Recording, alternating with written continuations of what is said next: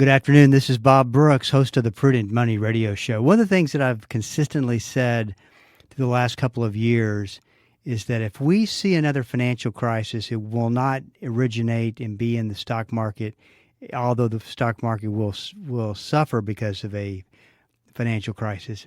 It'll be something in the bond market.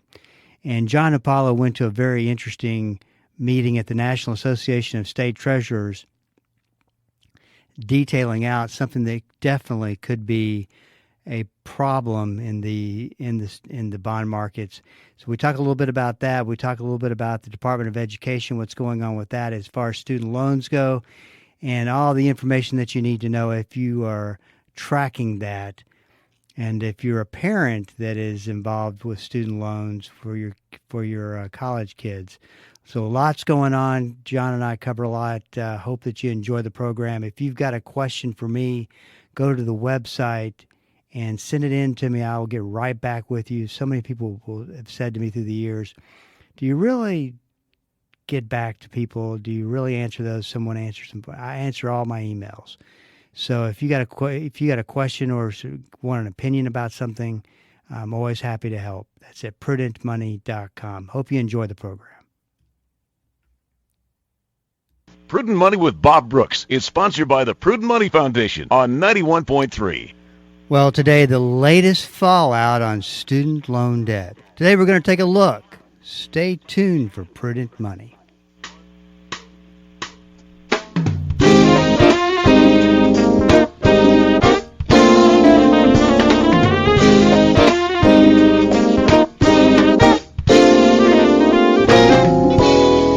Afternoon, this is Bob Brooks, and you are listening to the Prudent Money Radio Show. Thank you so much for joining me today. You know I do appreciate it.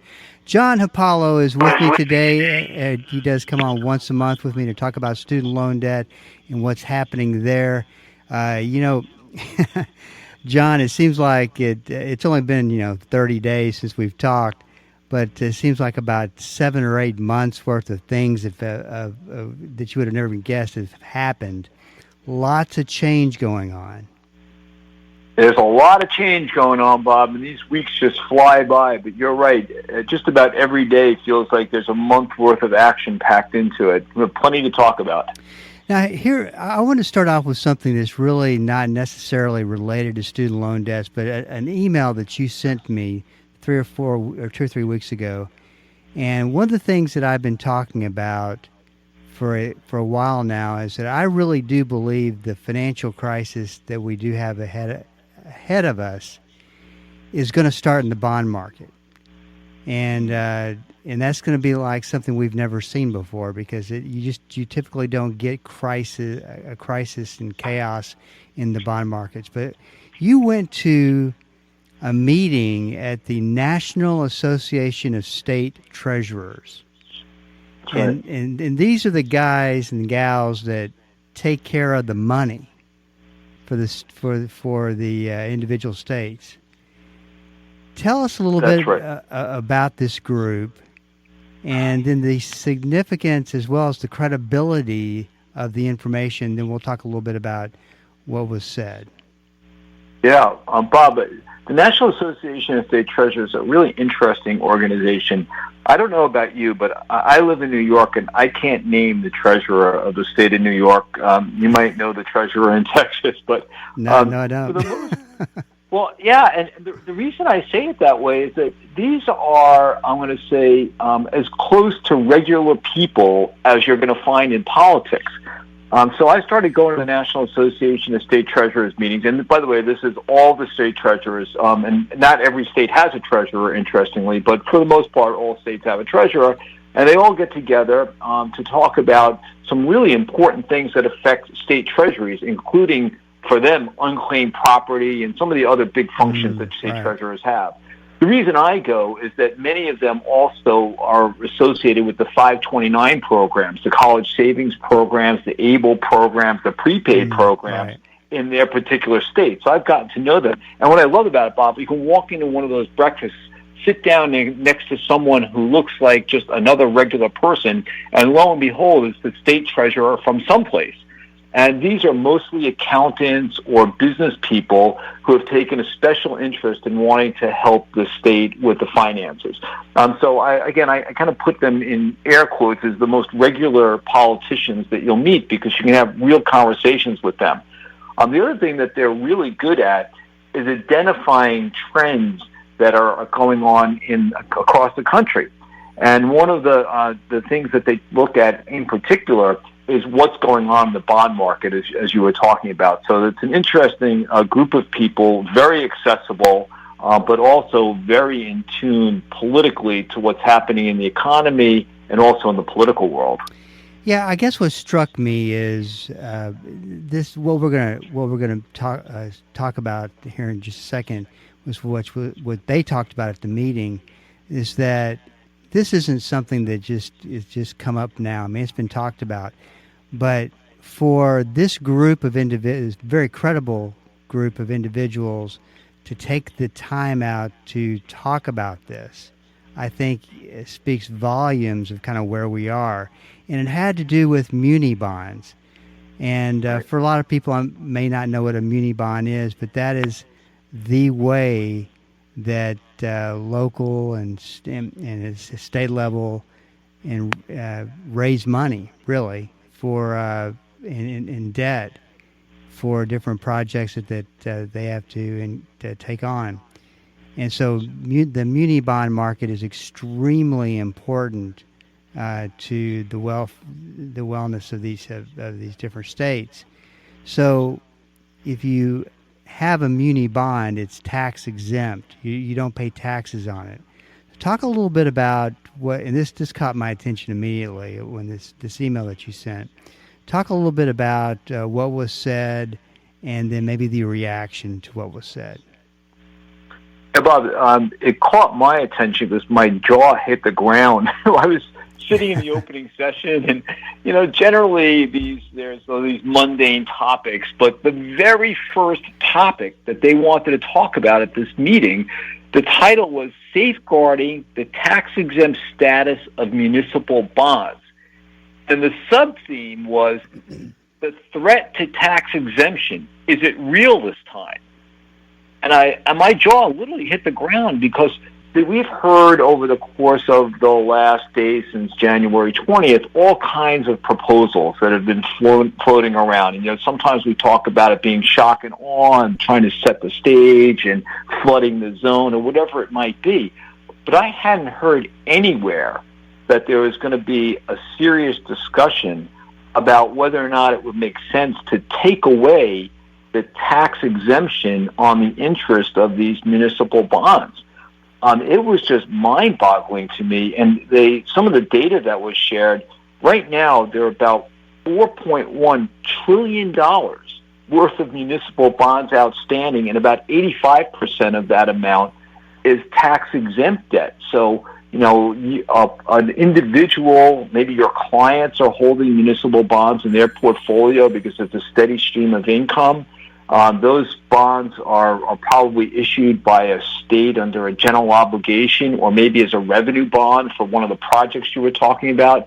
But this is the way the National Association of State Treasurers fund a lot of the projects and programs in their states.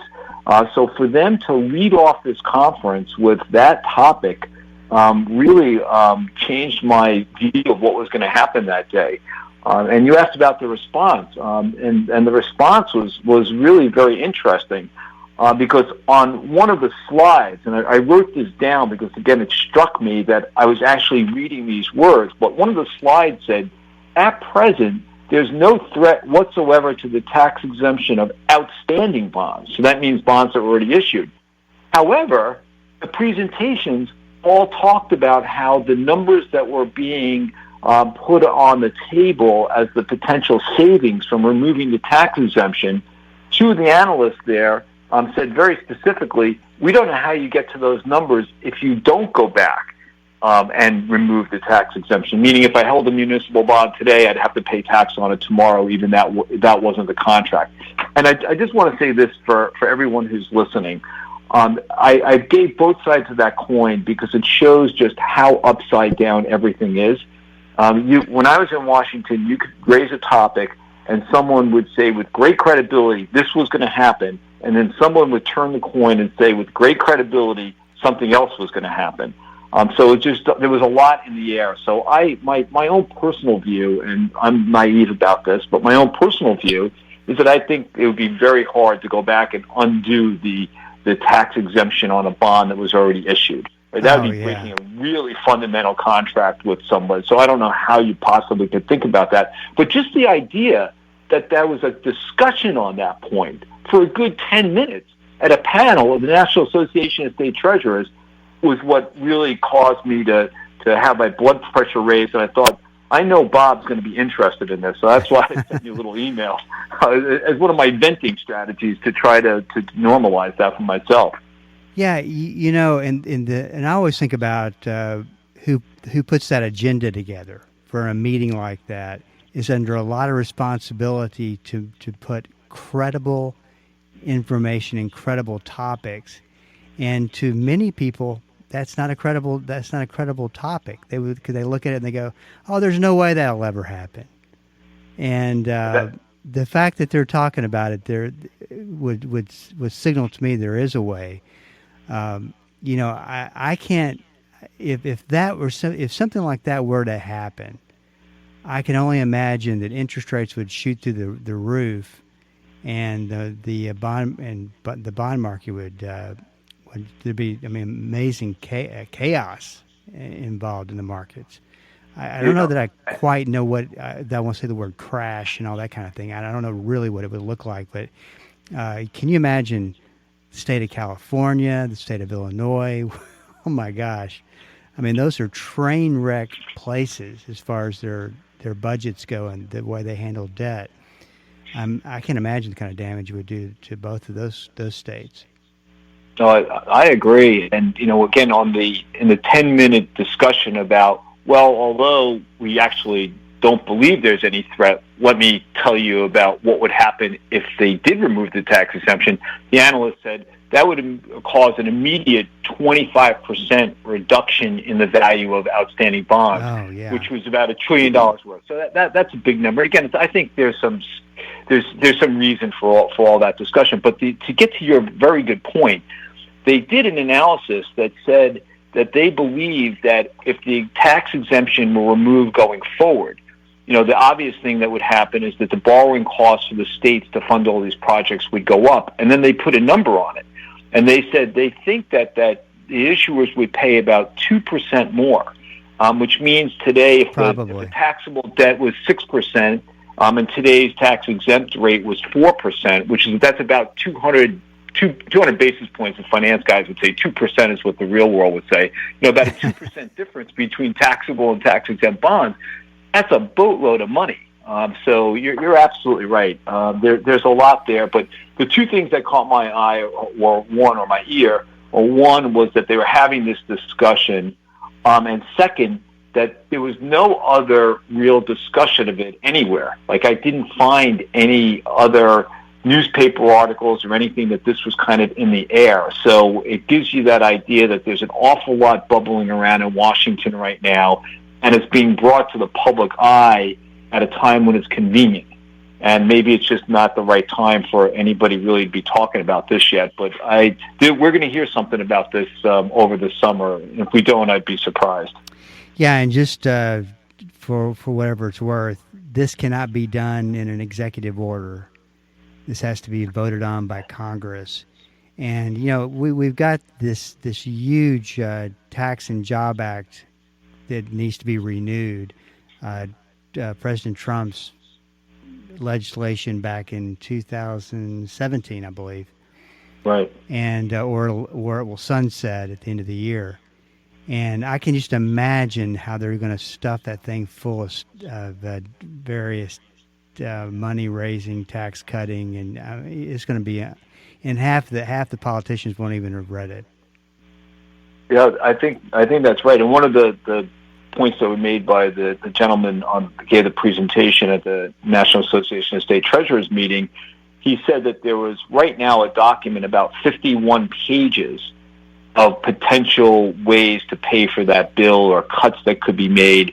And this one about the tax exemption, and the reason they brought it up was somewhere like in the top 10 as potential revenue raisers. So it's all ranked by how much you can raise, and then they're going to have to go through the political gymnastics. And the other thing, Bob, that I thought was really instructive, the message was, listen, don't panic, pay attention, but be in touch with your state legislator, your congressman, your senator, because if any of this stuff wants to go through, they've got to take it through the Congress, and you have to start voicing right now what will happen if these extreme measures are taken. So I thought, again, it was very rational. These are elected officials who are very successful people, very smart, very credible, saying don't panic, pay attention, and talk to your Congress people. I thought it was great advice. Yeah, there oftentimes I find that politicians try to enact things, pull things off, and with just no idea of the unintended consequences because they can't see them. And you don't have the luxury of seeing that because there are unintended consequences. So as I always say, it's going to get interesting, and it seems to never a dull moment. Let's switch over and talk a little bit about student loans. And I meant to put this in some notes and send to you today, and I forgot. You sent me something in the last couple of weeks about student loan delinquencies has just gone up. Do you remember? Right. Do you remember that? I do, because this all goes back, and quite honestly, this is more of the same story. To reset for the audience, during the Biden years, there was a big attempt to push through all kinds of loan forgiveness programs and also to forgive student loan debt. And when the pandemic came along, there was a pause in the student loan payments that was supposed to be temporary that lasted almost 4 years. And then when the payments were about to start, the Biden administration said, well, we've got to really be careful here because we don't want to push all these people into default. They haven't been paying regularly. They don't remember what it's like to pay. So we're going to do this thing they called it the on-ramp. And the on-ramp said, for the first year after the payments are due, we're not going to require the student loan collection agencies to report borrowers as being delinquent if they don't make these payments. Now, there's no mistake about it. You're supposed to make the payment. But if you don't, you're not going to be penalized on your credit record. And they thought that by doing that, it would give folks a chance to get back on the payment cycle. And then fast forward 1 year, that ended. And then after that, what happens, Bob, you can't default on a student loan for 270 days. So to get away from all of the very technical stuff, basically in the early fall last year, like October 1st, the on-ramp was done, which means that we're going to start seeing defaults coming in this calendar year. And the early data shows that a large portion of those people who were on that on-ramp didn't ever make any payments, and they're still not making payments.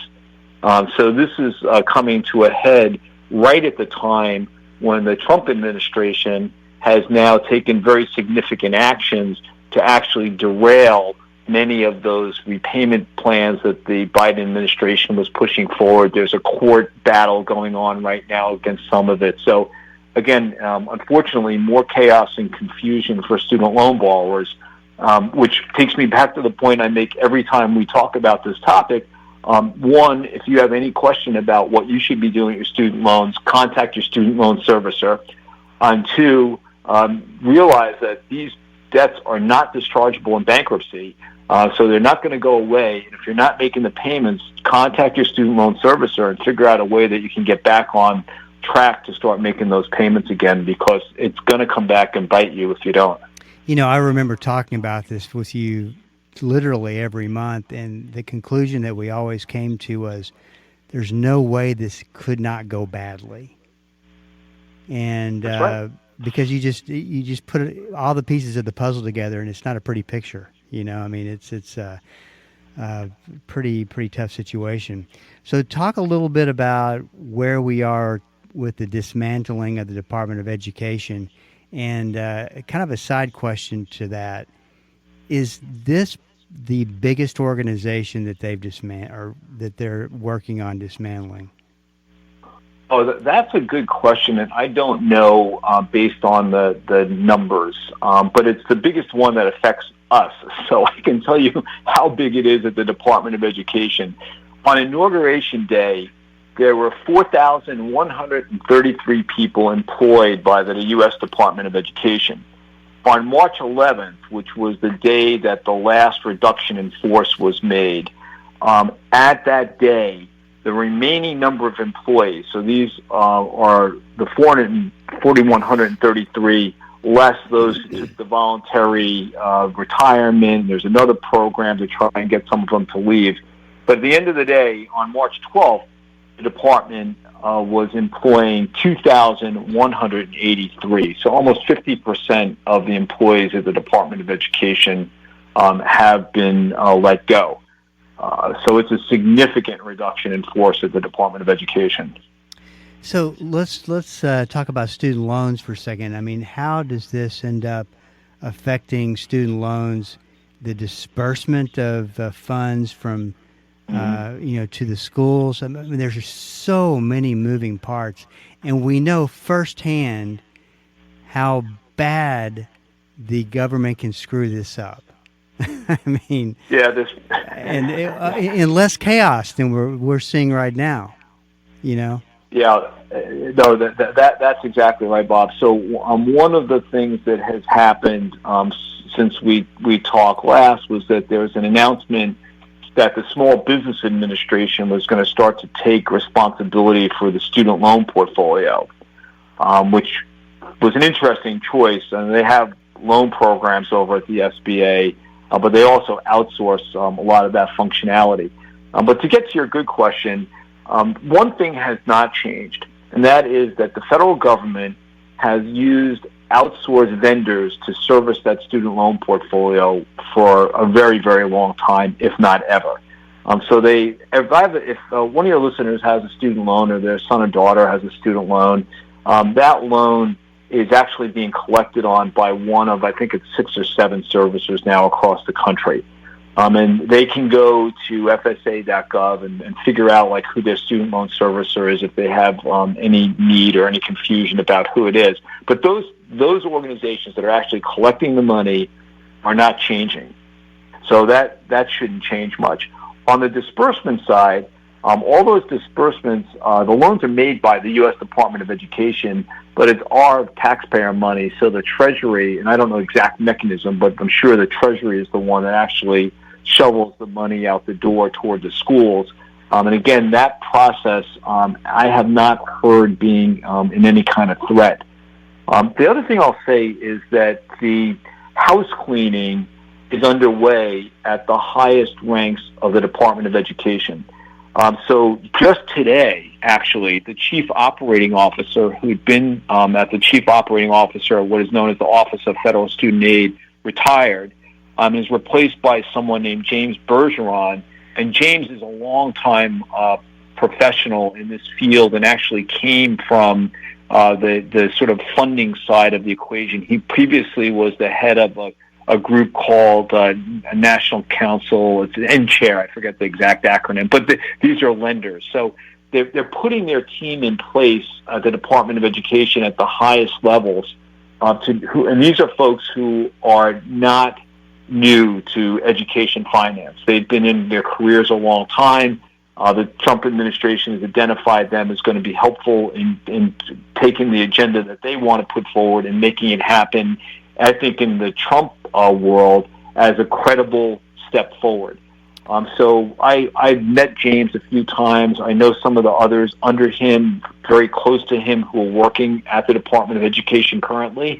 And these are good people who want to do what's right. So I hold out that bit of optimism that they have a team in place that at least understands what has to happen, and it's just not someone coming in who has absolutely no experience with student loan programs. If you want more information on John, a great website, mycollegecorner.com, is where you would go and get everything that you need to know if you're about to put a child into a college. and how it all works. You'll find it at mycollegecorner.com. Last question for you, John, is do you feel like we're on a path that we're going to see major changes in student loans? Because anytime there's chaos like this, it's always a reason to change things. The way I think the politicians look at it. Yeah, and actually, Bob, I have a little optimism here that I think they're on a path to make it easier to pay loans. So rather than 8 or 9 repayment programs, I think there'll be 1, maybe 2. The other is they may start looking at some of those loan programs that get students into trouble, like the uncapped Graduate Plus or the Plus Loan Program. We've talked about those in the past. So I think that there will be changes. I think that they're going to go back actually to a system that's going to look a little closer to the programs that were here 20 years ago than the ones that were most recent. But again, that's today, April 2nd. We'll talk about this in May, and I might tell you I'm completely wrong. We'll see. So are you, just so listeners know, are you keeping tabs on your website as far as blogs and that type of thing? I do post on LinkedIn, John Hupalo at LinkedIn. We do put some blog posts up, but most of the blog posts are more about just how to pay the college bill right now in this environment. So, please go to mycollegecorner.com, the blog. We try to post something, and if somebody wants to know something else, Bob, ask them to send you a question, and we'll put up a blog post about it. We'd love to do that. Absolutely. John, great to talk to you. Once again, mycollegecorner.com, and talk to you next month. Look forward to it, Bob. Be well. This is Bob Brooks, and you are listening to the Prudent Money Radio Show. I tell you, never a dull moment as to all the changes that are happening. And right now, I do believe that President Trump's talking about tariffs and what that's going to look like. So we'll see how that works tomorrow in the markets. Well, if you've got a question for me, please go to the website at prudentmoney.com and send it in, because we are all out of time. Till we do meet again next time, keep the faith and have a great rest of the day.